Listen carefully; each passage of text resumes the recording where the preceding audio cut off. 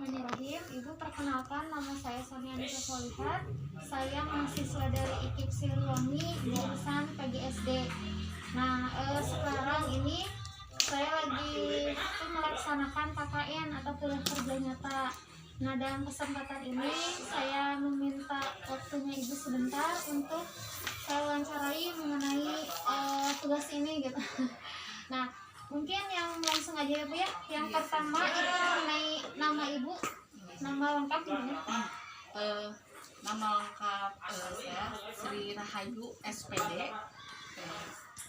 Saat ini saya mengajar di kelas 6 sebagai wali kelas. Oh, berarti mengajar di kelas 6 ya?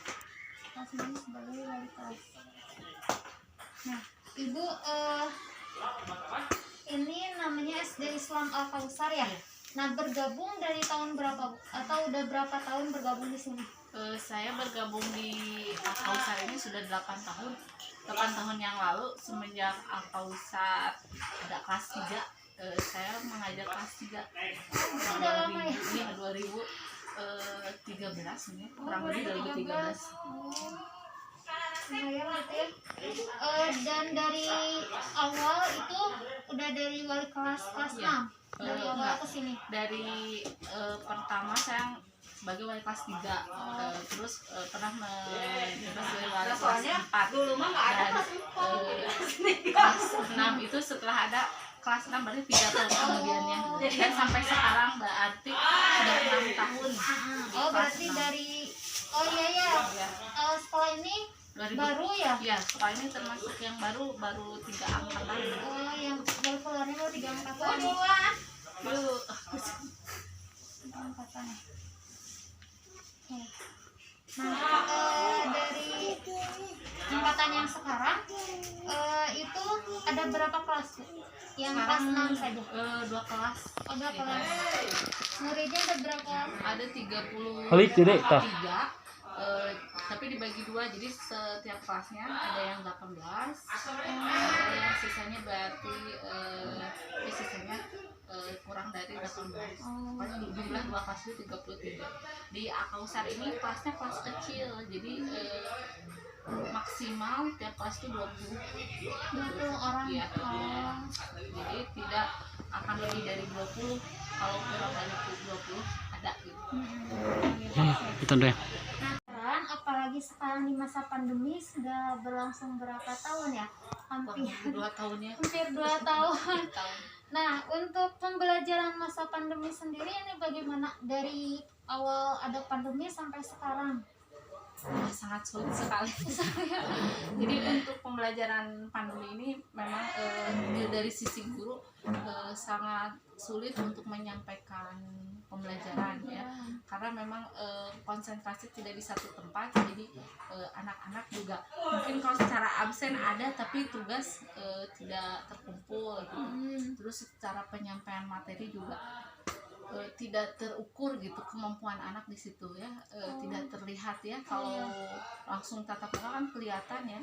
Kalau ini kita tahu bahwa anak ini mungkin di kelas 5 atau 4 itu memang dikatakan kurang lah, tapi ketika pandemi ini mungkin ada beberapa anak yang nilainya itu bagus-bagus. Ternyata ketika kita ngobrol dengan orang tua, banyak yang mengerjakannya tidak sendiri, jadi banyak dibantuin gitu. Mungkin itu ya. Terus kita juga sebagai guru menyiapkan perangkatnya juga agak susah, karena kita hanya menggunakan WA. Terus mungkin untuk tahun sekarang menyesuaikan dengan Zoom, itu pun semuanya tidak maksimal. Apalagi kalau Zoom dengan cuma 40 menit menjelaskan sesuatu, itu namanya istilah banyak yang tidak tercapai kalau disebut seperti itu. Tapi ya mau gimana lagi, kita memaksimalkan saja lah. Berarti emang sangat sulit ya di masa pandemi pembelajaran, apalagi untuk anak-anak mengerti pembelajaran semuanya itu. Ya benar. Ya. Kemudian dari pembelajaran itu sendiri, tantangan-tantangan yang Ibu hadapi ketika pembelajaran ini? Tantangannya kita jadi harus bisa membuat media pembelajaran yang lain daripada yang lain. Salah satunya dengan video. Nah itu untuk membuat video lumayan memakan waktu yang apa ya, apalagi untuk guru-guru yang memang tidak terlalu paham dengan IT ya. Oh iya. Nah itu membuat video itu eh, lumayan rada susah, apalagi dengan perangkat yang seadanya, misalkan cuma pakai HP atau pakai perangkat yang lain yang ada di laptop, misalkan pakai Bandicam atau apa, itu rada susah juga, kita harus pelajari dulu, sedangkan kita dikejar target juga besok harus mengajar. Jadi akhirnya kadang-kadang kita cari aja di YouTube gitu ya.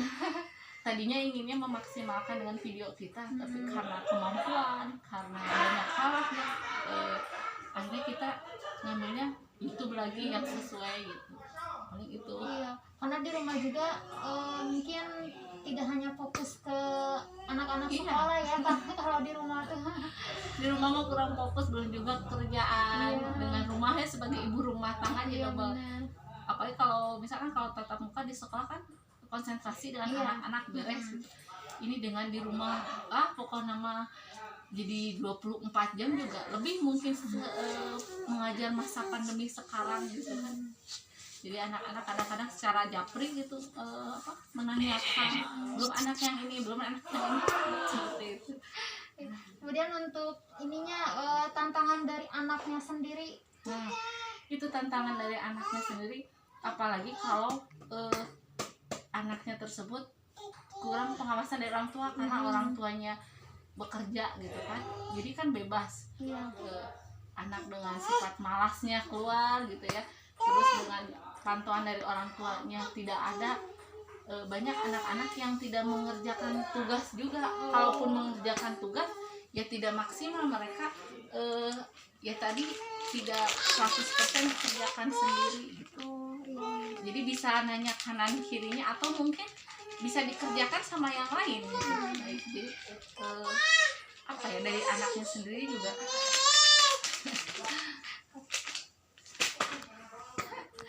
Ya. Nah, itu aja mungkin ya Bu ya. Terima kasih atas waktunya dan kesempatannya.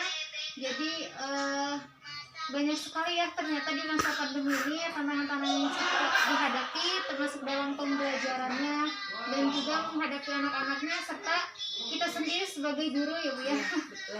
Ya. Nah itu Bu, saya ucapkan terima kasih banyak yang sebesar-besarnya dan mohon maaf apabila mengganggu waktunya. Terima kasih juga Ya. sudah mau wawancara. Ya, Bu.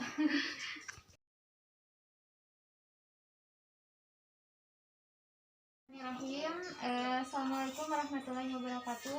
Waalaikumsalam warahmatullahi wabarakatuh. Ya, Ibu, perkenalkan saya Sania Nisa Solihat. Saya mahasiswa dari IKIP Siliwangi, jurusan PGSD.